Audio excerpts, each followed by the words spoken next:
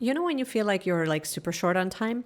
Well, in today's video, I'm going to ask you to give me 5 minutes because we're going to do a quick and very effective planning session here. I'm using my personal ring signs binder, and the instruments I'm going to be using are from Infinite Lotus. The whole purpose of this video is to kind of bust that myth that kind of comes up in most of our minds that says, hey, listen, I actually don't have time to plan. I don't have time to get anything done. And as you can tell, I'm not exactly rushing through here. I'm actually taking my time. I'm going at like a decent, normal pace to just setting up the week, making sure that all the things that are actually important make it into this weekly layout. Now, I'm using a weekly layout simply for the fact that it gives me a full overview of the entire week instead of focusing on the day-to-day. I can always take the information that I'm kind of capturing here, almost like a bird's eye view, and then I can translate that into a daily planner.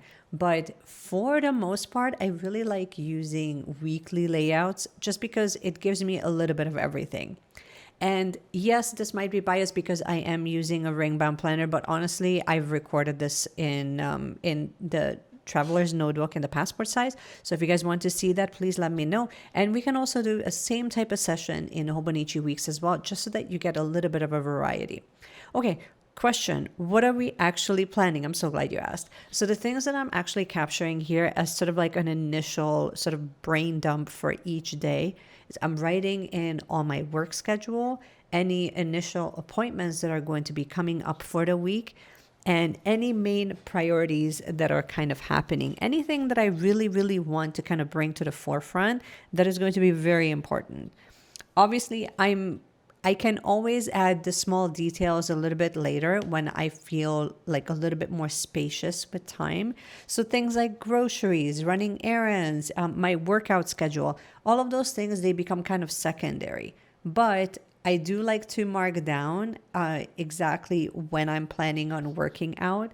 So the categories that I'm really writing in initially is a work schedule, any personal appointments, anything that has to do with family, so family obligations and family appointments, and then anything that relates to wellness. But notice that I'm not really adding too much detail. So for each day, I would write something like Pilates day or gym with weights or a run. I'm not really writing in and I'm getting my apps of like what is actually scheduled in for me, but I'm just kind of making like a general overview.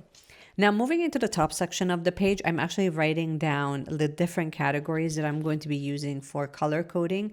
I do think that color coding, when you're kind of short on time, at least to create your categories, is important, just because then it will allow the information to kind of pop off the page.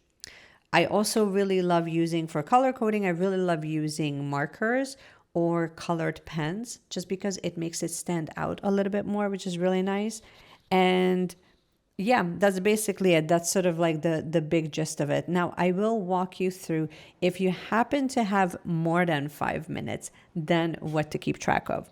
Bottom section of the page on the left-hand side, you will see a section for priorities. So my priorities are both for social media, for any extra things that I'm in the process of creating right now, and then how many days a week I'm planning on working. And as you can tell, we still have 1 more minute left. So now it gives me a little bit of time for me to figure out color coding, and then we can just kind of begin to mark our different categories that we have already made notes of in the weekly layout. Now, this is probably the part that actually takes me absolutely forever just because I tend to overthink my colors. So I grab a whole bunch of different markers and I kind of try to use different ones. My only like advice to you here is to don't pick two similar colors. It will annoy you. Please pick totally different colors that are not blending in with one another, because then that kind of defeats the purpose of actually letting the information stand out. At this point, our 5 minutes is up. You can basically just stop here and you have a pretty functional weekly layout that is completely working for you. I'm actually not going to stop here. I'm going to add a bit more categories. So as you can tell on the right hand side, I'm adding in now a bit more detailed to-do list, at least the ones that are kind of coming to my brain as I'm kind of filling this out. And I can always go back and add like the color coding again to make sure that everything is marked in the right category. But if you happen to have an extra maybe 2 to 3 minutes, you can literally just finish the entire layout, the entire weekly spread, and you have a nice cohesive spread that you can kind of refer back to or add to or edit. You get the gist. I don't need to walk you through how to do a planning session, but I wanted to really demonstrate the whole point of this exercise was to hold ourselves to a specific time limit, which really reduces your brain's ability to completely overthink exactly what you need to keep track of. Even if it's a repetitive information, all of the other details that you might want to keep track of in your actual to-do list or in your brain dump, it can come later. You can always add to it a little bit later as you go. Things like trackers or habit trackers, you can always fill them out as you go.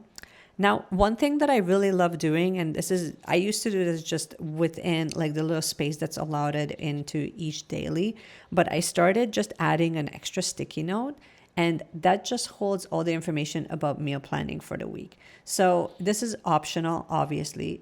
All of these things are optional, but with the sticky note, I really love keeping track of and kind of writing out and outlining all of the meals that I would like to make, at least just like a basic idea, so that by the time like the Tuesday or the Wednesday comes and I'm actually ordering groceries, it gives me a basic idea of approximately what I was thinking, what I had in mind, and what are some of the ingredients that I'm missing.